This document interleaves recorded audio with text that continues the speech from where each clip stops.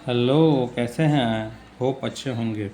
आज हम डिस्कस करने जा रहे हैं अभाज्य संख्या, जिसे रूढ़ संख्या भी कहते हैं, भाज्य, यौगिक या संयुक्त संख्या, सम और विषम संख्या, अभाज्य युग्म और संपूर्ण संख्या। चलिए एक एक करके हम इसे देख लेते हैं। पहला है अभाज्य संख्या, जिसे हम रूढ़ संख्या भी कहते हैं। जैसा नाम से ही पता चल रहा है, अभाज्य मतलब जिनके गुणनखंडों की संख्या, जिनके प्राकृत गुणनखंडों की संख्या 2 हो, उन्हें अभाज्य संख्या कहते हैं। उन्हें अभाज्य संख्या कहते हैं। 2 कहने का तात्पर्य है कि एक तो वो स्वयं हो और दूसरा 1 हो। जैसे क्या हो जाएगा? 11 का गुणनखंड या तो 1 होगा या ये 11, इसी दोनों से ये पूर्णतः विभाजित होगा, तीसरा कोई नहीं। यानी इनके गुणनखंडों की संख्या क्या है? 2 है। ये 2 कहने का जो तात्पर्य था वो ये है। गुणनखंडों की संख्या 2 हो, क्या हो, कौन कौन हो? एक तो वो स्वयं हो, दूसरा 1, तो वे सारी संख्याएं क्या हो जाएगी? अभाज्य संख्याएं हो जाएगी। अब एक देख ले, 2 जो है वो क्या है? 2 भी जो है अभाज्य संख्या है, क्योंकि इसका गुणनखंड इसका जो है 1 से भी ये होगा और 2 से भी होगा। तो 2 जो है सम अभाज्य संख्या है, इकलौती सम अभाज्य संख्या है 2। ठीक। अब जो है 1 क्या है? तो 1 का तो 1 ही गुणनखंड होगा, तो ये अभाज्य संख्या नहीं होगी। ठीक है, इतना आपको समझ में आ गया होगा। दूसरा है अभाज्य संख्या या रूढ़ संख्या कहते हैं भाज्य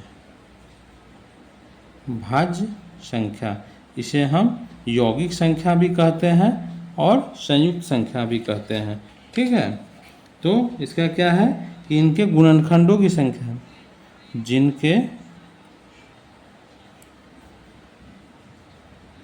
गुणनखंडों की संख्या 2 से अधिक हो, क्या कहलाती हैं? भाज्य संख्या कहलाती हैं। 2 से अधिक से तात्पर्य क्या है? जैसे 8 हो गया। 8 क्या है इसका गुणनखंड? 1 भी है, 2 से भी डिविजिबल है, 4 से भी है विभाज्य और 6 से भी है। तो ये तो 4 हो गए इनके, यानी 2 से ये अधिक है, अतः ये क्या है? ये भाज्य संख्या है। ठीक है, अब एक और देख लीजिए यहाँ पर, जैसे 15, 1 से भी है विभाज्य, 3 से भी है, 5 से भी है और 15 से भी है, तो ये भी क्या है? भाज्य संख्या है। इसे हम यौगिक संख्या भी कहते हैं या संयुक्त संख्या भी कहते हैं। ठीक, समझ में आ गया होगा। अब अगला है सम संख्या। ठीक, जो 2 से पूरी विभाजित हो जाए, 2 से पूरी विभाजित हो जाए, विभाजित हो। जैसे 4, 2 भी हो जाएगा, 6, 8, 10 एक्सेट्रा। ठीक, इसमें तो कोई विशेष की आवश्यकता नहीं है समझाने की। विषम संख्या, विषम संख्या क्या है? जो 2 से पूरी विभाजित न हो, 2 से पूरी विभाजित नहीं हो, वो क्या है? विषम संख्या है। जैसे 3, उसके बाद 5, 7, 9, 11। ठीक है, इन दोनों में तो कोई डाउट नहीं होना चाहिए।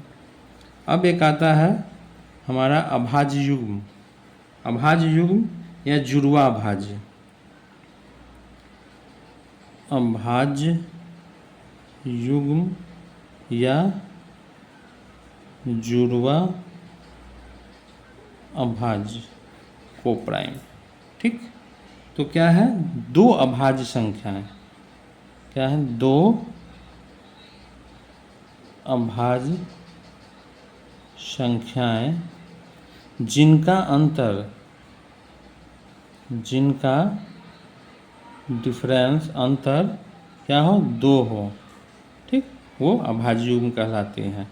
जैसे तो दो अभाज्य संख्या, तो क्या लेना होगा, तीन अभाज्य संख्या है और 5, इन दोनों का अंतर क्या है, 2 है, तो ये क्या है, ये दोनों अभाज्य युग्म है। अब देखिए 5 7 अंतर 2 है, अभाज्य युग्म है। 11 13 अंतर क्या है, 2 है, अभाज्य युग्म है। ठीक, समझ में आ गया होगा। अब एक अगला है क्या, लास्ट, संपूर्ण संख्या,